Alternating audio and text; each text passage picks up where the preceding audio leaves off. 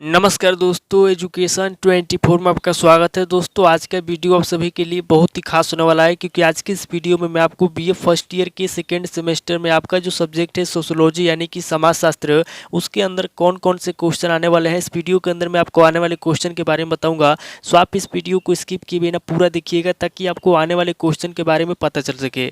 तो आइए देर न करते हुए वीडियो को शुरू करते हैं और जो भी क्वेश्चन आने वाले हैं इस वीडियो के अंदर आने वाले क्वेश्चन के बारे में जानते हैं। दोस्तों आगे बढ़ने से पहले मैं आपको एक बात बता दूं कि इस वीडियो के अंदर मैं आपको अति लघु उत्तरीय प्रश्न, लघु उत्तरीय प्रश्न और दीर्घ उत्तरीय प्रश्न तीनों तरह के प्रश्नों के बारे में बताने वाला हूं। सो आप इस वीडियो को स्किप किए बिना पूरा देखिएगा ताकि आपको तीनों तरह के प्रश्नों के बारे में अच्छे से समझ में आ सके। और जितने भी स्टूडेंट बीए फर्स्ट ईयर के अंदर है जिनका सेकेंड सेमेस्टर का एग्जाम होने वाला है, वो लोग इस वीडियो को स्किप किए बिना पूरा देखें ताकि उनको अच्छे से समझ में आ सके कि उनके पेपर में कौन कौन से क्वेश्चन आने वाले हैं। तो आइए देर न करते हुए वीडियो को शुरू करते हैं और सबसे पहले अति लघु उत्तरीय प्रश्नों के बारे में जानते हैं। तो यहाँ पे अति लघु उत्तरीय प्रश्नों में पहले प्रश्न की बात की जाए तो यहाँ पे आपका पहला प्रश्न दिया हुआ है, गांव या ग्रामीण समुदाय क्या है। पहला क्वेश्चन कह रहा है कि गांव या ग्रामीण समुदाय क्या है। यहाँ पे आपको बताना है कि गांव या ग्रामीण समुदाय क्या होता है। अब अगले क्वेश्चन की बात की जाए तो यहाँ पे आपका दूसरा क्वेश्चन दिया हुआ है, प्रजाति का अर्थ एवं परिभाषाएं बतलाइए। दूसरा क्वेश्चन कह रहा है जो प्रजाति होता है, यहाँ पे आपको प्रजाति का अर्थ बताना है और प्रजाति की परिभाषा भी बताना है आपको। अब अगले क्वेश्चन की बात की जाए तो यहाँ पे आपका तीसरा क्वेश्चन दिया हुआ है, जाति प्रथा की विशेषताएं बतलाइए। तीसरा क्वेश्चन कह रहा है जो जाति प्रथा होता है, तीसरे क्वेश्चन के अंदर आपको जाति प्रथा की विशेषता बताना है। अब अगले क्वेश्चन की बात की जाए तो यहाँ पे आपका चौथा क्वेश्चन दिया हुआ है, हिंदू विवाह के स्वरूप बतलाइए। चौथा क्वेश्चन कह रहा है जो हिंदू विवाह होता है, यहाँ पे आपको हिंदू विवाह के स्वरूप बतलाना है कि हिंदू विवाह के कौन कौन से स्वरूप होते हैं। अब अगले क्वेश्चन की बात की जाए तो यहाँ पे आपका पांचवा क्वेश्चन दिया हुआ है, संयुक्त परिवार को परिभाषित कीजिए। पांचवा क्वेश्चन कह रहा है जो संयुक्त परिवार होता है, पांचवें क्वेश्चन के अंदर आपको संयुक्त परिवार की परिभाषा लिखना है कि संयुक्त परिवार किसे कहते हैं।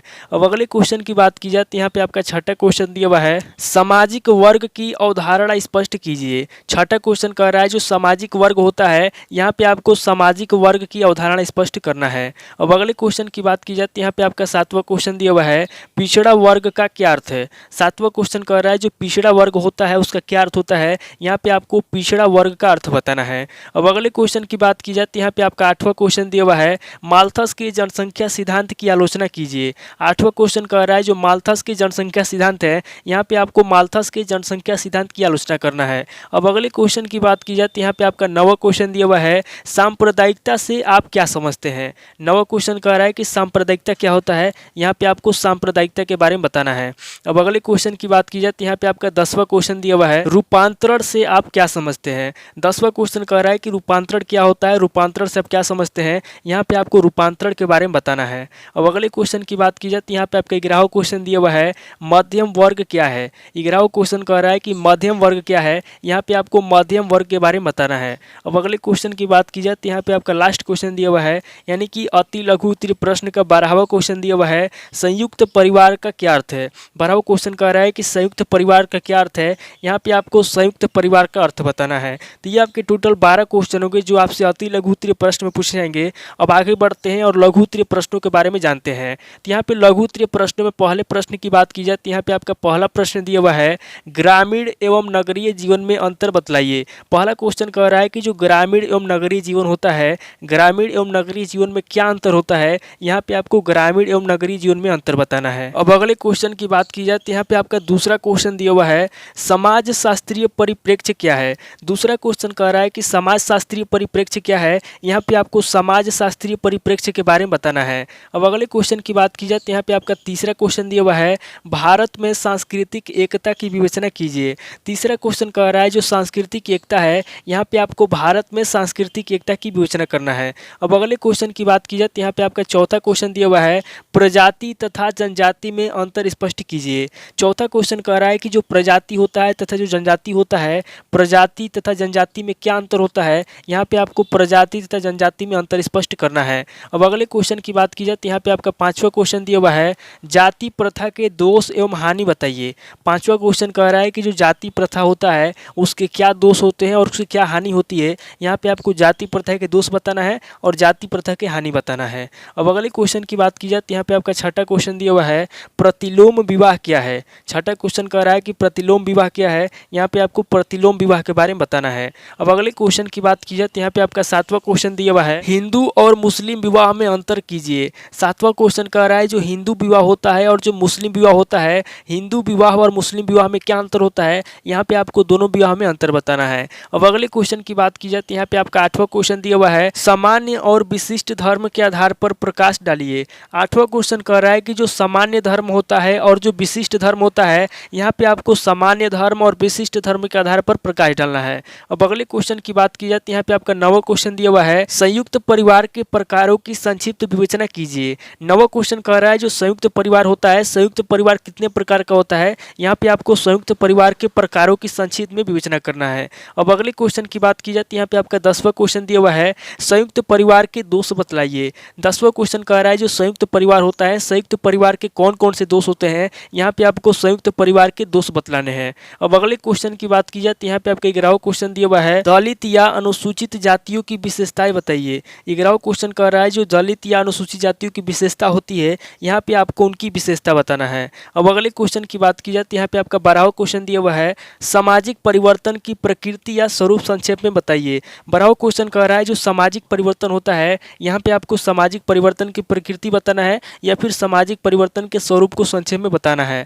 अब अगले क्वेश्चन की बात की जाए तो यहाँ पे आपका 13वां क्वेश्चन दिया हुआ है, सांप्रदायिक राजनीति क्या है। 13वां क्वेश्चन कह रहा है कि सांप्रदायिक राजनीति क्या है, यहाँ पे आपको सांप्रदायिक राजनीति के बारे में बताना है। अब अगले क्वेश्चन की बात की जाए तो यहाँ पे आपका 14वां क्वेश्चन दिया हुआ है और लघु उत्तरीय प्रश्न का लास्ट क्वेश्चन दिया हुआ है, भारत में नक्सलवाद के स्वरूपों की व्याख्या कीजिए। 14वां क्वेश्चन कह रहा है जो नक्सलवाद के स्वरूप हैं, यहाँ पे आपको भारत में नक्सलवाद के स्वरूपों की व्याख्या करना है। तो ये आपके टोटल 14 क्वेश्चन हो गए जो आपसे लघु उत्तरीय प्रश्न में पूछे जाएंगे। अब आगे हम लोग दीर्घ उत्तरीय प्रश्नों के बारे में जानेंगे। तो यहाँ पे दीर्घ उत्तरीय प्रश्नों में पहले प्रश्न की बात की जाए तो यहाँ पे आपका पहला प्रश्न दिया हुआ है, गाँव का क्या अर्थ है, ग्रामीण समाज की प्रमुख विशेषताएं बतलाइए। पहला क्वेश्चन कह रहा है कि गाँव का क्या अर्थ है, सबसे पहले आपको गाँव का अर्थ बताना है, उसके बाद आगे आपको ग्रामीण समाज की प्रमुख विशेषता बताना है कि ग्रामीण समाज की प्रमुख विशेषता क्या होती है। अब अगले क्वेश्चन की बात की जाए तो यहाँ पे आपका दूसरा क्वेश्चन दिया हुआ है, भारतीय समाज किस प्रकार विविधता में एकता स्थापित करता है। दूसरा क्वेश्चन कह रहा है जो भारतीय समाज है, भारतीय समाज किस प्रकार विविधता में एकता स्थापित करता है, इसके बारे में आपको बताना है। अब अगले क्वेश्चन की बात की जाए तो यहाँ पे आपका तीसरा क्वेश्चन दिया हुआ है, भारतीय समाज के अध्ययन में भारत विद्या शास्त्रीय परिप्रेक्ष्य की उपयोगिता पर प्रकाश डालिए। तीसरा क्वेश्चन कह रहा है जो भारतीय समाज है, यहाँ पे आपको भारतीय समाज के अध्ययन में भारत विद्या शास्त्रीय परिप्रेक्ष्य की उपयोगिता पर प्रकाश डालना है। अब अगले क्वेश्चन की बात की जाए तो यहाँ पे आपका चौथा क्वेश्चन दिया हुआ है, भारतीय समाज की सांस्कृतिक विभिन्नताओं की विवेचना कीजिए। चौथा क्वेश्चन कह रहा है जो भारतीय समाज है, यहाँ पे आपको भारतीय समाज की सांस्कृतिक विभिन्नताओं की विवेचना करना है। अब अगले क्वेश्चन की बात की जाए तो यहाँ पे आपका पांचवा क्वेश्चन दिया हुआ है, भारत में भाषा के आधार पर विविधता की विवेचना कीजिए। पांचवा क्वेश्चन कह रहा है जो भारत है, यहाँ पे आपको भारत में भाषा के आधार पर विविधता की विवेचना करना है। अब अगले क्वेश्चन की बात की जाए तो यहाँ पे आपका छठा क्वेश्चन दिया हुआ है, जनजाति को परिभाषित कीजिए, भारतीय जनजातीय जीवन की विशेषताओं पर प्रकाश डालिए। छठा क्वेश्चन कह रहा है जो जनजाति है, यहाँ पे आपको सबसे पहले जनजाति की परिभाषा लिखना है, उसके बाद आगे आपको भारतीय जनजातीय जीवन की विशेषता पर प्रकाश डालना है। यानी कि जो भारतीय जनजातियों की विशेषता है, यहाँ पे आपको भारतीय जनजातियों के जीवन की विशेषता पर प्रकाश डालना है। अब अगले क्वेश्चन की बात की जाए तो यहाँ पे आपका सातवां क्वेश्चन दिया हुआ है, जाति की परिभाषा दीजिए तथा उसकी विशेषताओं की विवेचना कीजिए। सातवां क्वेश्चन कह रहा है जो जाति है, यहाँ पे आपको जाति की परिभाषा देना है, उसके बाद आगे आपको जाति की विशेषताओं की विवेचना करना है।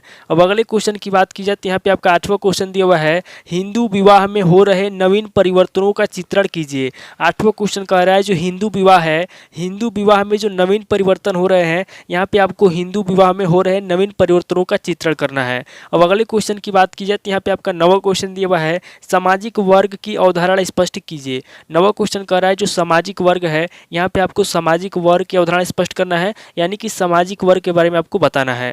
अब अगले क्वेश्चन की बात की जाए तो यहाँ पे आपका 10वां क्वेश्चन दिया हुआ है और दीर्घ उत्तरीय प्रश्न का लास्ट क्वेश्चन दिया हुआ है, भारतीय समाज में स्त्रियों की स्थिति की विवेचना कीजिए। 10वां क्वेश्चन कह रहा है जो भारतीय समाज में स्त्रियों की स्थिति है, यहाँ पे आपको भारतीय समाज में स्त्रियों की स्थिति की विवेचना करना है, यानी कि स्त्रियों की स्थिति के बारे में आपको बताना है। तो ये आपके टोटल 10 क्वेश्चन हो गए जो आपसे दीर्घ उत्तरीय प्रश्न में पूछे जाएंगे। तो इस वीडियो के अंदर मैं आपको लघु उत्तरीय प्रश्न, अति लघु उत्तरीय प्रश्न और दीर्घ उत्तरीय प्रश्न तीनों तरह के प्रश्नों के बारे में बता दिया। सो आप इन क्वेश्चन को नोट कर लीजिए और किसी किताब से सीरीज से मिलाकर के याद कर लीजिए। और जितने भी स्टूडेंट बीए फर्स्ट ईयर के अंदर है, जिनका सेकेंड सेमेस्टर का एग्जाम होने वाला है, वो लोग इस वीडियो को ध्यान से देखें और सभी क्वेश्चन को नोट करके उनके आंसर याद कर लें। तो दोस्तों आज इस वीडियो को मैं यहीं पे स्किप करता हूँ और मिलता हूँ आपसे नेक्स्ट वीडियो में। अगर आपको वीडियो अच्छा लगा तो वीडियो को लाइक कीजिए, शेयर कीजिए और कमेंट करके बताइए कि आपको नेक्स्ट वीडियो किस टॉपिक ऊपर चाहिए।